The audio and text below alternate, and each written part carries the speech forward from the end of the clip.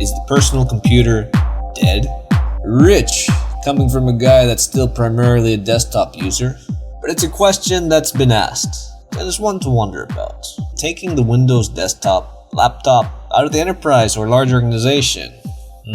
No, we're not quite there yet. Let's face it though, over half of my viewers are on mobile. Less and less people have desktops at home. The reason I bring this question up is because a couple of years ago, I was hired to teach a basic entry-level IT course at a university here in Finland. How I ended up with that job, I still don't know. Interestingly enough, the curriculum they gave me was way out of date. Like, wow. Like they wanted me to spend the whole day teaching students how to use Windows Vista's gadgets. Yeah. I did kind of take the liberty to update some of the content. Now, one of the things that they asked me to do was to try to push and encourage students to buy themselves desktops or laptops as an investment for their future. I don't argue the benefit of having a laptop or a desktop, yet I still find it incredibly tacky and maybe a bit out of place to be asking my students to buy things. Look, I was a student. I know what it feels like to be pressured to dump money into items you likely don't need, like textbooks. The university's concern was that the students were completing assignments on their phones. It seems a little incomprehensible. It took me aback when I heard it first. But truth be told, if we step back and we take an objective look at the situation, what's the problem? Obviously, yeah, at school, at work, you need to know how to use that desktop environment. In your own house, in your own home, you do know that Microsoft Word, Excel, PowerPoint, they're all on mobile. And yes, you will miss some of the advanced features. But if you need to whip up an article, put together a presentation, all the tools that you need are there. And for anything more, the school has facilities. I just could not see a proper argument to why it was a real issue. For a while now, the lines between desktop and mobile and tablet, they're being blurred.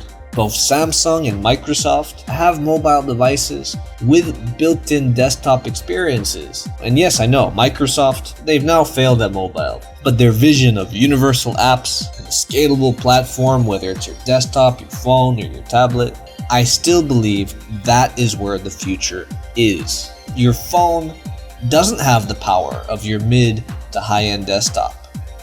Not yet. You're not going to be video editing anything substantial. You're not going to be working with large data sets on your phone. Yeah, that's true. But the student who's cash-strapped, there are ways for you to get pretty cheap hardware. And I'm willing to help people out. But I know that at this point in life, 200 euros, 100 euros, or even 50 euros is really hard to part with. And for what? Is typing a document on your phone really that different than typing one on your desktop? I'll admit, you'll miss some of the more advanced features. You'll miss some of that added multitasking power. But it's not that different. And in my opinion, if a student can complete the assignment on their phone, who the heck cares? As long as it's done properly. Now in my classroom, yes, they would need to know how to navigate and use that desktop environment. But who doesn't know how to use the desktop? We kind of assume everybody does. But it's not the late 90s anymore. It's not the early millennium. People are just not growing up with desktops anymore. It was a little bit of a surprise to me, but some of my students, it was really their first time using a desktop. And this is Finland, the country with some of the best education in the world. So yeah, some of the students had a bit of a learning curve. But then again, let's not kid ourselves. It's not complicated. It's not difficult by any means. This class was meant to be a very easy class for everyone.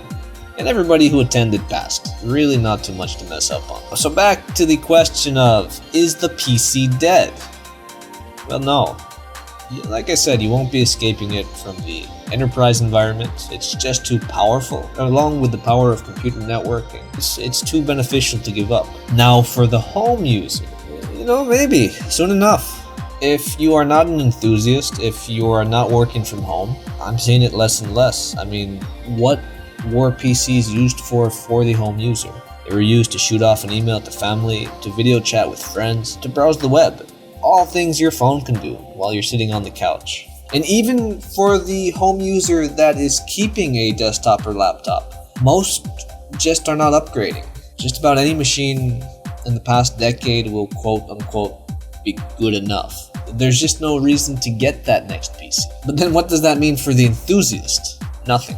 You have to remember the typical home user was never dumping any cash into mid to high-end GPUs or high-end equipment in general. The enthusiast market is still there. You, me, the enthusiast, we know what's better. We know what it feels like to have all that added power at your fingertips. That's not going away. Not anytime soon. I hope you enjoyed that video. It was a bit of an opinion piece. I hope you enjoyed this style of video. If you did enjoy it, do hit that like button. If for some reason you didn't enjoy it, why not hit that like button anyway? If you want to keep up with my content, remember to subscribe if you haven't already. And you might want to hit that little bell icon. Otherwise, no matter where you are in this world, do try to have a good day, a good night, and a good morning. Bye-bye.